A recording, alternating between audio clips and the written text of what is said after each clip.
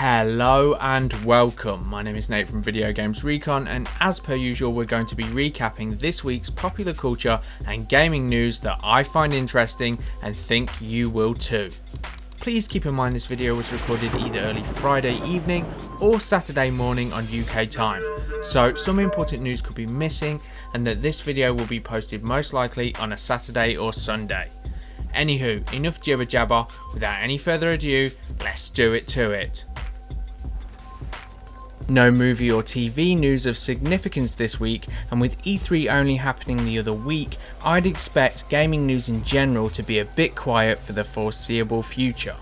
And speaking of E3, if you want to see either of my top 20 videos on my favourite announcements from this year's E3, then click the links on screen or in the description to view said video in another window.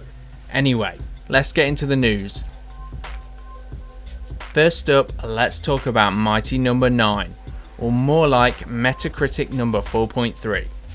Well, I think the warning signs have been obvious for all to see in the past few months that this game was going to have issues, and it turns out those fears were well founded, as this game has been an underwhelming critical flop, and you'd have to assume a commercial failure as well, excluding all that Kickstarter money that is.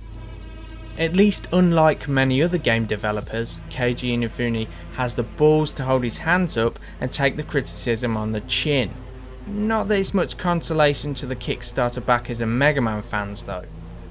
As in a community stream, Keiji said in a translation that he owns all the problems that came with this game and discusses how the largest problem was probably due to developing 10 different SDKs and versions of the game at once for different platforms, which had ought to do it. But on the other hand, you knew this was going to be a problem from the get-go, so probably should have limited development to no more than 5 platforms prior to the Kickstarter campaign. No? Sticking with a game in a similar vein, Koji Igarashi's Bloodstained Ritual of the Night gets the same demo that was available at E3 now for its Kickstarter backers, and although it's still very early days, but unlike Mighty Number 9, this demo has received a more than reasonable reception, quashing some fears that this game was heading down a similar road to said game, as it's being published by the same company, Deep Silver, who in a side note has really gone off the boil recently.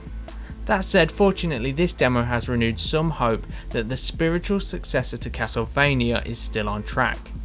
Perhaps it was all a coincidence that it came out the same week as Mighty Number 9, or perhaps an inspired decision after Mighty Number 9's critical roasting. Either way, a welcome surprise. This, however, probably doesn't come as a surprise to anybody, but that weird attempt at a mature rated game on the Nintendo Wii U in Devil's Third is getting its multiplayer component shut down in Japan and probably globally on December 29th. After only 18 months online. Originally set to be published by the now defunct THQ and meant to be released for most of the 7th gen platforms. Perhaps this was yet another victim of THQ's demise, or perhaps it was always destined to be shit. Either way, unfortunately at least the multiplayer component, if not the whole game, is set to disappear with a whimper instead of a bang. Supermassive, the developer behind the sleeper hit Until Dawn, have stated in an interview that they're not currently working on a sequel and instead are busy with other projects, 2 of which are set to be VR titles for Sony.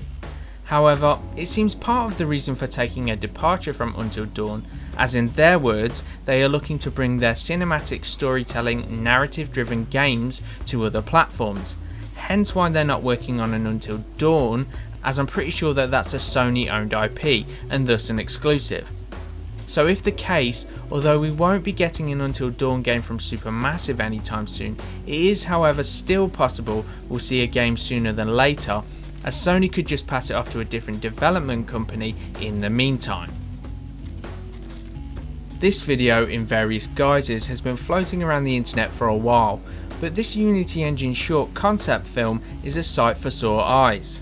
Usually I think of Unity as one of the least capable engines graphically, but after seeing this cool short called Adam, I think it must be the poor implementation by some of the developers using the engine that's flawed, as this thing is as beautiful as it is interesting. Seriously, Go check this thing out, it'll only take a minute. And like me, you'll probably find yourself hoping they make a game out of it, as it has great potential with an intriguing story concept and cool aesthetic.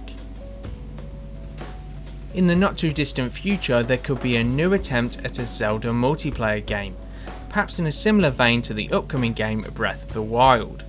As franchise producer, definitely gonna murder this name, Eiji Aonuma said in an interview that he'd like to take another shot at making a multiplayer Zelda game, taking what he learnt from Breath of the Wild and implementing those lessons into a possible future Zelda co-op or multiplayer game.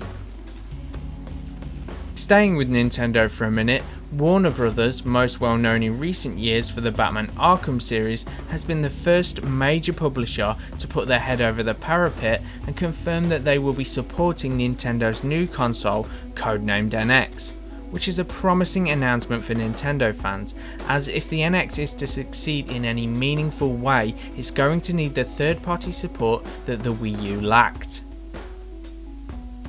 And finally, let's end with a little PlayStation Neo chat.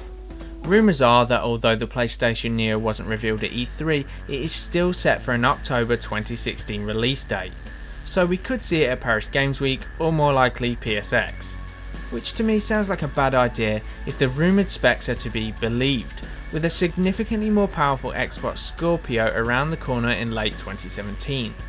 Personally, I would have preferred them to go away and revise the hardware in the Neo to make it on par with Xbox's offering. Or just not to bring out a new iteration at all and instead make a backwards compatible PS5 and release it in 2018. But hey, that's just me. To that end, Shuhei Yoshida has tried to quell any fears that would mean a shortened PS4 lifecycle, discussing that the PlayStation Neo is just a premium PS4 and as such won't shorten the lifecycle as they are one and the same platform. Sticking with PlayStation news, Sony has filed a new patent for an improved DualShock 4 controller that could be a rival for Xbox's Elite controller, with multiple new button placements including scuff style paddles often associated for more competitive gaming.